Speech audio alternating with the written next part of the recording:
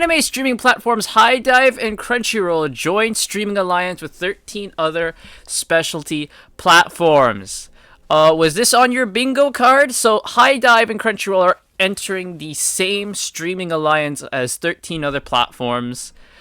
So let's read this here. Last month, 15 specialty streaming services, including the services HiDive and Crunchyroll, announced the formation of the Specialty Streaming Advocacy Coalition Beyond Mainstream, a global streaming alliance. I had no idea this was a thing. Per its media release, Beyond Mainstream aims to provide a unique collective voice for specialized services in the streaming industry. The coalition will work to ensure a more equitable, there's the fucking word, regulatory environment where members have a strong collective voice and global regulatory and policy debate. So what does this mean? It's a lot of corporate speak. You probably tuned out there. I don't fucking blame you. So what this means is essentially, say for example, Crunchyroll decides to up their price or whatever, or make a new policy, right, for their service, all the other ones will go with them. So say for example, because a lot of people don't like Crunchyroll, you don't like Crunchyroll, you don't like the way they act, you go to HiDive instead. Well, HiDive's going to be operating almost the exact same way Crunchyroll is now. All of these services together are going to be doing the same thing. So here are the members. We have Acorn TV, which I know of. That's a British streaming service. All Black. Is this just a thing of all? From the name, I have to assume that this is just a streaming service of all Black TV shows. Which, okay, Crunchyroll, HiDive, NDM Plus, Out TV, Great American Pureflix. This is the new thing that's like what Hallmark used to be, right? Viki, which I know what Viki is. That's like Korean shows. Roku Channel, Shudder, Sony Live, Sony One, Sundance Now, Tubi, and Z5. So they're all gonna be in this alliance. I have to be completely honest with you, don't know most of them. Now, when they say specialty service, they mean obviously they specialize in one thing, right? This isn't like a Netflix or a Amazon Prime or a HBO Max, where they have all different types of content. They specialize in one thing in particular.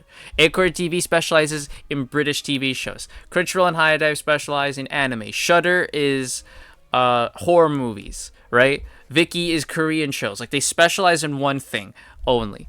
It also says down here, in other streaming news, Crunchyroll recently announced at, I believe this is Comic-Con Expo, its acquisition of all these shows.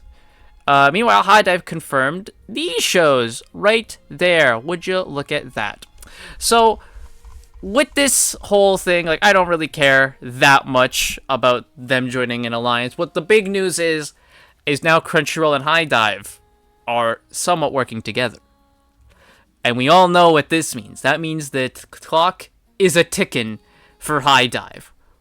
Like, let's be honest, HiDive, we've all kind of seen the writing on the wall for HiDive recently. They're the only competition Crunchyroll has at the moment. And as competition goes, I think Crunchyroll is eating their lunch at times. HiDive just lost Oshinoko Season 3 to Crunchyroll.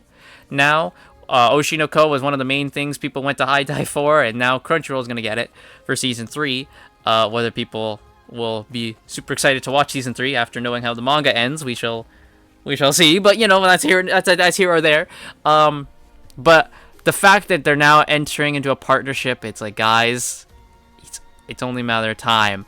We remember what happened the last Crunchyroll Funimation partnership, where Crunchyroll and Funimation were owned by Sony at the same time. So, for those who don't know, Funimation was actually the one, I believe, that was owned by Sony, and then they bought Crunchyroll, and then Crunchyroll's the one that stuck around. They just kept Crunchyroll. So there we go. Crunchyroll and Funimation, they had a partnership. Look at that. They had a partnership. They were a partnership to bring you the best in anime. Isn't that awesome? Well, it ended up that Funimation was shut down and everything was moved to Crunchyroll. Everything. Not everything, maybe a couple things, right? But most of the stuff went to Crunchyroll, right? Look at that. So there you go. And Crunchyroll's been on a bit of a buying thing. Just recently, 2022. Oh, this was 2022. I say just recently. It feels like it was yesterday. Crunchyroll bought Right Stuff and moved all of their anime stuff to their store. So Crunchyroll is, Right Stuff was like the big thing that Crunchyroll had to compete with in terms of their like shop, right? And then they bought them. Funimation was the biggest competition Crunchyroll had with anime, like as a streaming service, and then Funimation and them merge.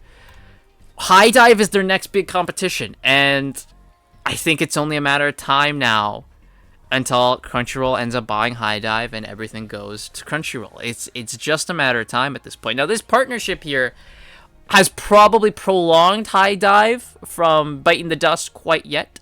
You know, maybe a couple. I'd say what? How long does this partnership go on for? Right? Maybe a year or two. I can see HiDive still sticking around, but it's really just a ticking clock now until Crunchyroll decides, all right, we've had enough. We're gonna buy you. Because, I mean, when you go to HiDive and you go to Crunchyroll, it's a big difference over who has the larger catalog, and it's a big difference over who has the most exclusives, right? So I just think it's a matter of time, which would suck for HiDive, but you know, it's gonna happen eventually. We all just have to prepare for it. But I just wanted to talk about this because, I mean, I saw this and I just went, oh no. I immediately just went, oh no, it's a matter of time. So let me know what you think about Crunchyroll and HiDive being joining this alliance, and how long do you bet until Crunchyroll buys them? Let me know in the comments down below, and I'll see you all next time.